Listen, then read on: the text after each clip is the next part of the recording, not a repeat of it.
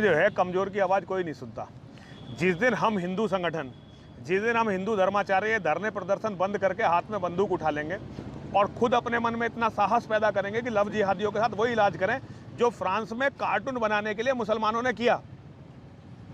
जिसने फ्रांस में कार्टून बनाया ना, मुसलमानों ने उसे जिबह कर दिया ना। और हमारे यहाँ बेटी को ही माँ माना जाता है। आप नवरात्रि में देखते होंगे जब अष्टमी और नवमी होती है तो हम बेटी की पूजा करते हैं, लेकिन हम इतने पाखंडी हो गए हैं कि हम बेटी की पूजा तो कर रहे हैं लेकिन बेटी की रक्षा नहीं कर रहे। और इसका कारण है आज सनातन धर्म के मानने वाले, जिन्हें हिंदू कहा जाता है, हम अपनी जड़ से कमज़ोर हो गए हैं।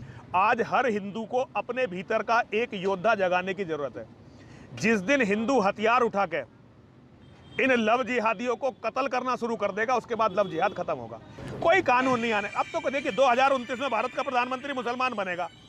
एक बार भारत का प्रधानमंत्री मुसलमान बना, फिर आप क्या चाहते हैं? कौन सा कानून है? कोई भी कानून नहीं आएगा। लेकिन आदमी को कुछ सीखना चाहिए।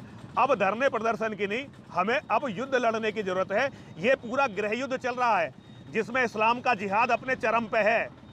उन्होंने पूरी तैयारी कर ली है। हिंदू लड़े या ना लड़े, ये हिंदू की अपनी मर्जी है, लेकिन मुसलमान हिंदुओं को छोड़ेंगे नहीं, क्योंकि वो अपनी कुरान पे हैं। उनकी कुरान में स्पष्ट लिखा है इस्लाम का जिहाद तब तक चलेगा जब तक दुनिया में एक भी काफिर जिंदा है। अपना हिंदुस्तान में जो है पहले हिंदुज़म आया, बाद में बुद्धिज़्म आया, बाद में जैनिज़्म आया और लास्ट में जाके सिखिज़्म आया।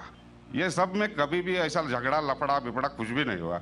इधर से जितना भी आया, जैसे जूइश है, बाद में क्रिश्चियंस है, बाद में इस्लाम है, ये तीनों में 1400 साल होने के बाद भी अभी तक क्यों लड़ाई झगड़े हैं? पहला सवाल ये है। दूसरा सवाल, आप जो टेररिस्ट का को जो भी कुछ डिफिनेशन दिए वो तो ठीक है, जान दे दो, मगर टेररिस्ट लोग इस्लाम को बदनाम करते हैं। कुछ भी हो, आप उसके अगेंस्ट ये जो काम कर रहे हैं ये बहुत अच्छा है। दूसरी बात, ये अभी जो इराक में वो अच्छा काम नहीं किए। कोई भी हो, मुसलमान हो, हिंदू हो, रिलीजियस प्लेसेस को ऐसा नहीं करना चाहिए। जरा बराबर से सवाल। भाई साहब ने 2 सवाल पूछा है। पहला सवाल पूछा है कि हिंदुस्तान में पहले हिंदू धर्म आया, हिंदुइज्म आया, फिर बुद्धिज्म आया, फिर जैनिज्म आया, फिर सिखिज्म आया। लफड़ा झगड़ा नहीं हुआ, लेकिन ये जुडाइज्म, क्रिश्चियनिटी, इस्लाम में हमेशा झगड़ा है। क्यों? आप शायद अपने मजहब के बारे में नहीं जानते। आपने महाभारत पढ़ी? महाभारत पढ़ी आपने? पूरी महाभारत में झगड़ा ही झगड़ा है।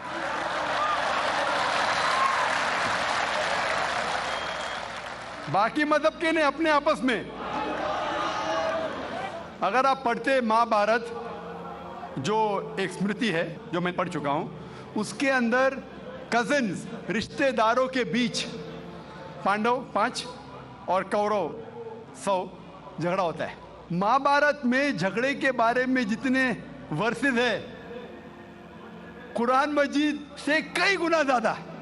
अगर गिनेंगे हम, कुरान मजीद गिनेंगे कितने वर्सेस है, महाभारत में कई ज्यादा है।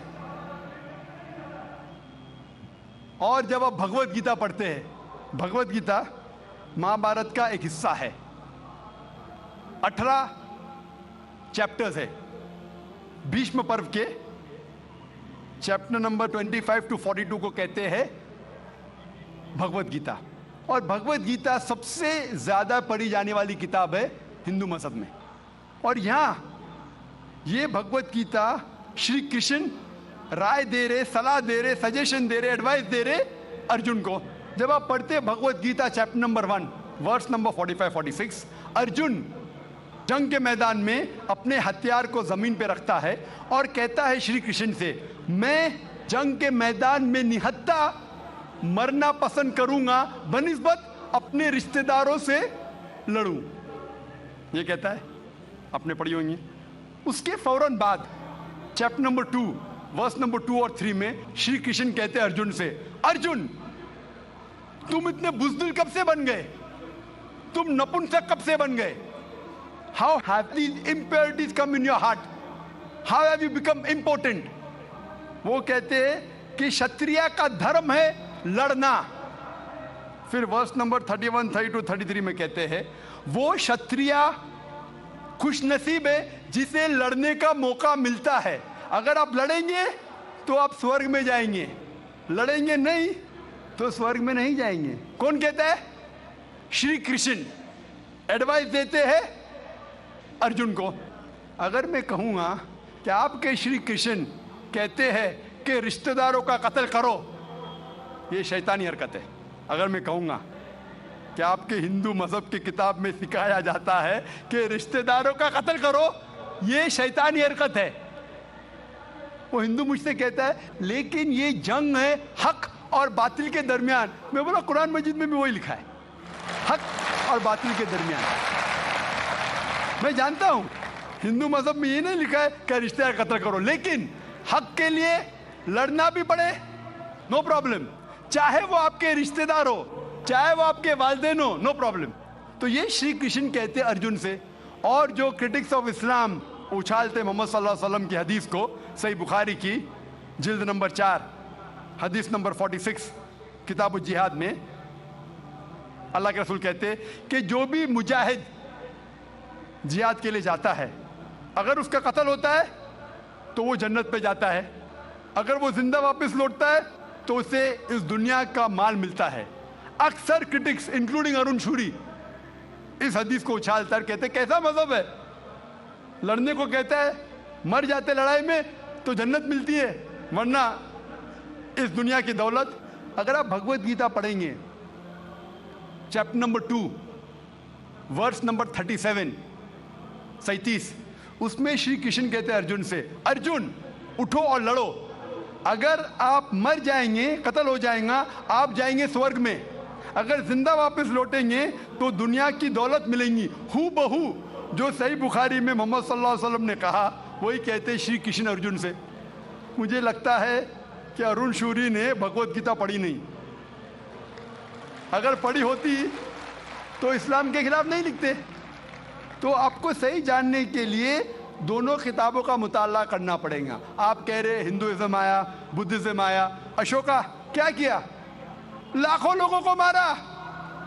आप बोलते कत्ल हुआ ही नहीं। आप शायद भूल गए, आपने हिंदुस्तान की तारीख पढ़ी ही नहीं। तो हिंदुस्तान की तारीख आप पढ़ेंगे, यहाँ भी कई लाखों लोगों का कत्ल हुआ है। ना ही सिर्फ महाभारत के अंदर लिखा है, आप देखेंगे अशोका फिर वो दुनिया को त्याग करता है और फिर वो संत साधु बन जाता है, लेकिन पहले तो कत्ल किया किसने? तो आप देखेंगे हिस्ट्री में यहाँ भी कत्ल हुआ, जुडाइज्म में भी है, क्रिश्चियनिटी में भी है, इस्लाम में भी है। जहाँ भी आप देखते कुछ जगह जो झगड़ा हुआ, लड़ाई हुई, वो हक और बातिल के दरमियान, सही है। और कई जगह आप देखेंगे मासूम लोगों का कत्ल किया गया। आप जानते हैं in the history of the world, in the name of religion, मजहब के नाम पे जो सबसे ज्यादा कत्ल किए वो क्रूसेडर्स ने, ईसाईयत के नाम पे लाखों लोगों को कत्ल किया, ईसाईयत के नाम पे। अगर आप देखेंगे एक शख्स जिसने सबसे ज्यादा कत्ल किया दुनिया में, कौन है? सबसे ज्यादा कत्ल किसने किया दुनिया में? हिटलर। हिटलर जूस का कत्ल किया, 6 मिलियन, कितने? 60 लाख लोगों का कत्ल किया। मैं ये नहीं कह सकता हूं कि ईसाईयत गलत है। अगर हिटलर ने 60 लाख यहूदी का कत्ल किया, मैं ये नहीं कह सकता हूं कि ईसाईयत और बाइबल ये सिखलाती है। मैं बाइबल पढ़ा हूं, क्योंकि हिटलर ने 60 लाख यहूद का कत्ल किया, हम ईसाईयत को दोष नहीं दे सकते। लेकिन मैं जानता हूं कि ईसाईयत के नाम पे जो होली वॉर कहा जाता है, क्रूसेडर्स ने हजारों लोग को अपने सिर्फ मजहब को कन्वर्ट करने के लिए लाखों लोग का कत्ल किया। तो आप देखेंगे कई तारीख है, हिंदुस्तान में है, हिंदुस्तान के बाहर भी है, हिंदुइज्म में भी है, बुद्धिज्म में भी है, आप देखेंगे क्रिश्चियनिटी में भी है, इस्लाम में भी है। लेकिन जब टकराव होता है हक और बातिल का, तो हक के लिए बातिल के खिलाफ हमें लड़ना ज़रूरी है। तो ये आपकी गलतफहमी है। आपका दूसरा सवाल, क्या टेररिस्ट लोग ने, कुछ टेररिस्ट लोग ने इस्लाम को बदनाम किया है और आपने कहा कि हम अच्छा काम कर रहे हैं, हक को फैला रहे, अमन को फैला रहे।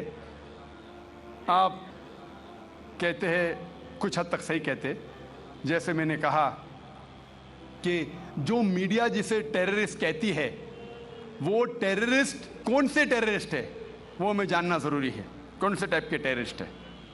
कि वो जो लोग जो गलत काम कर रहे हैं उनके दिल में दहशत पैदा करे तो सही किस्म के टेररिस्ट है। जैसे भगत सिंह टेररिस्ट था लेकिन अच्छा था, उस तरीके से अगर कोई मुसलमान गलत लोगों के साथ लड़ रहे हैं हक के लिए तो सही है। लेकिन मैं ये भी जानता हूं कि there are black sheep in a community. कुछ मुसलमान सिर्फ नाम के लिए, और अक्सर लोग समझते ना ही गैर मुस्लिम मुसलमान भी समझते हैं वो जिहाद क्या समझते हैं। अगर कोई भी मुस्लिम किसी वजह से लड़ रहा है, चाहे वो ज़ाती फ़ायदे के लिए हो, चाहे वो नाम के लिए हो, चाहे पैसा के लिए हो, चाहे ज़मीन के लिए, उसे कहते हैं जिहाद। ये गलत फहमी है। जिहाद की मानी ये नहीं कि कोई भी मुसलमान कोई भी जो जंग करता है, चाहे ज़ाती फ़ायदे के लिए हो, चाहे नाम के लिए हो, पैसे के लिए हो, ज़मीन के लिए हो, उसे जिहाद नहीं कहते। जिहाद आता है लफ्ज़ जहादा से, means to strive, to struggle. जिहाद इस्लामिक टर्मिनोलॉजी में to fight against one's own evil inclination, हमारी खुद की गलत नफ्स से झगड़ना, जिहाद करना, उसे कहते हैं जिहाद। माशरे को सुधारना को कहा गया है जिहाद।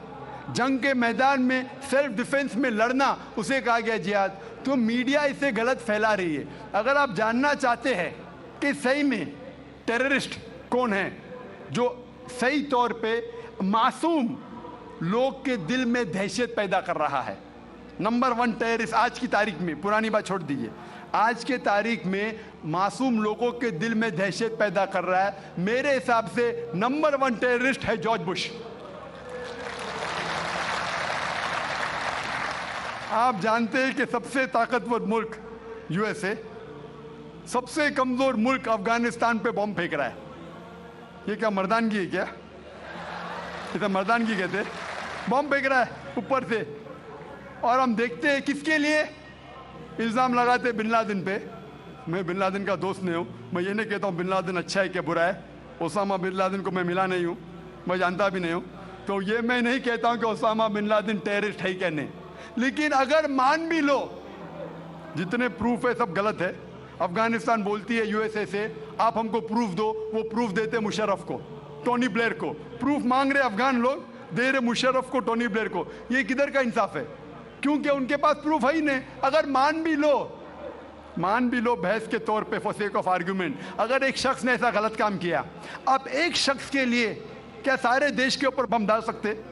1000 लोग का कत्ल कर रहे, क्या हक है उनको?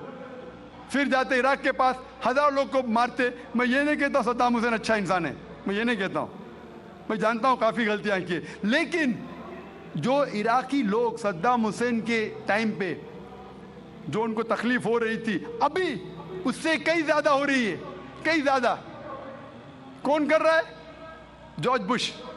ये तो मैंने 5 साल पहले कहा था ऑस्ट्रेलिया में, जब मुझे अमेरिकन कॉन्सुलेट ने पूछा था सवाल कि do you consider Osama bin Laden terrorist, तो मैंने उस वक्त कहा था, चंद महीने बाद, 2-3 महीने बाद, 11 सितंबर के बाद, I consider number 1 terrorist to be George Bush, और हेडलाइंस में आया था।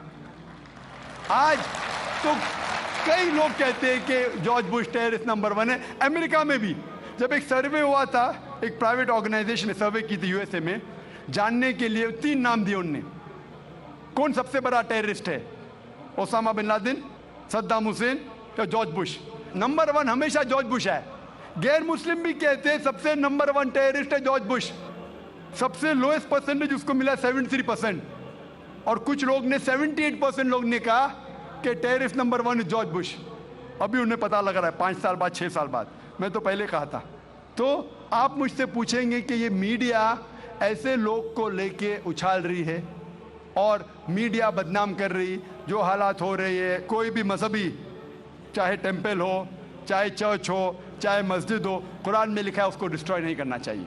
कोई भी, कुरान की आयत है, do not destroy temples, churches, places of worship, गलत है, तो कुरान में भी लिखा है। तो कोई भी शख्स ये करता है, टेम्पल या मस्जिद या मोनेस्ट्रीज या सिनेगॉग्स को तोड़ता है, तो ये इंसानियत के खिलाफ है और कुरान मजीद के खिलाफ भी है। Hope that answers the question.